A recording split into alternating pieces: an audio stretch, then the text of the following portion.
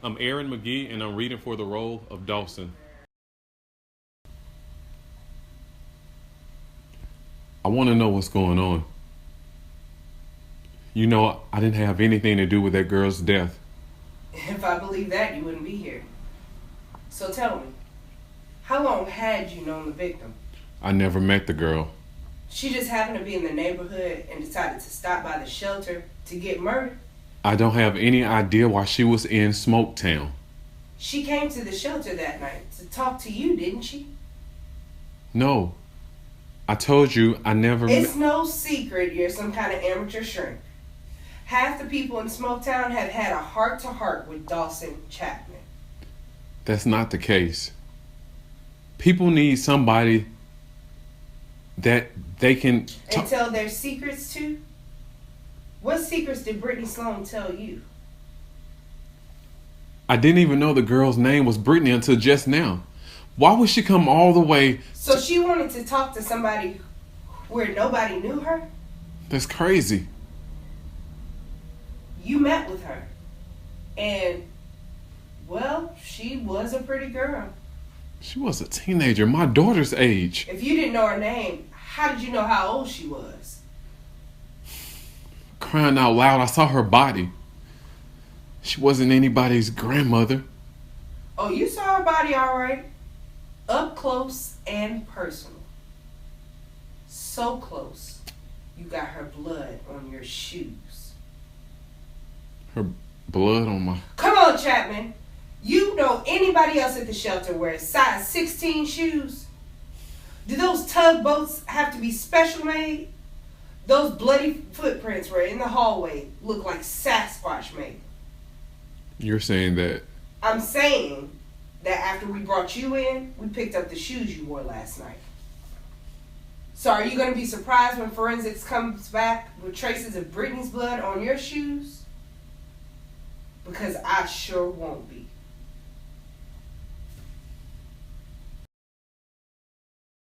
I'm Paul Reagan, the Assistant Chief and Public Relations Director for Metro Police. I appreciate you taking the time to talk to me. My social calendar isn't exactly jammed right now. Let me be honest here. I'm not investigating this case, and I have no authority here. I wanted to see you because I'm trying very hard to understand Smoketown. And I believe you're the key to what's going on there. Not me. The shelter. It's all those people have.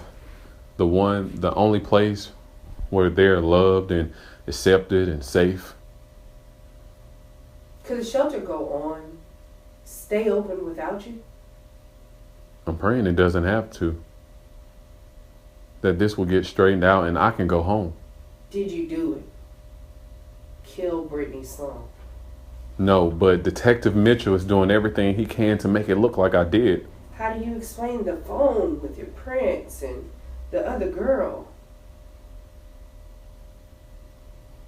Who I sneaking around to see.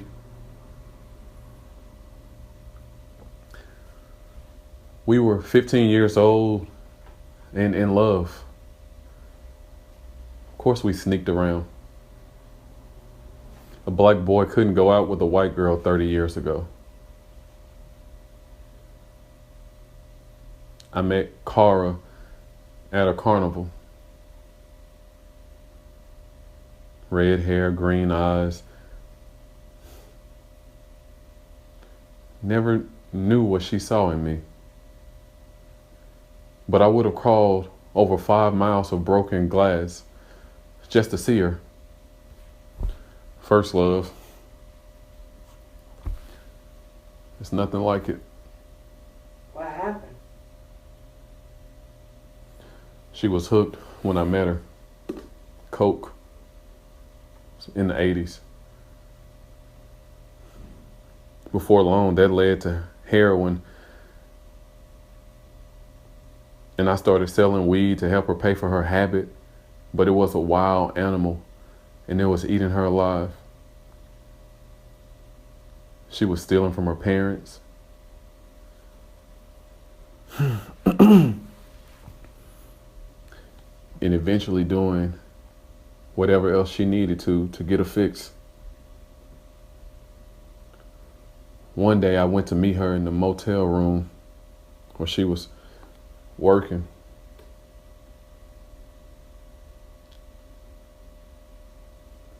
She was dead, strangled.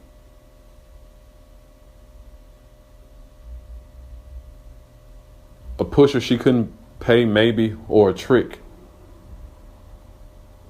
They charged me, but there was no evidence, so they settled for clapping me in a juvenile detention center until I was 18 on the drug charge.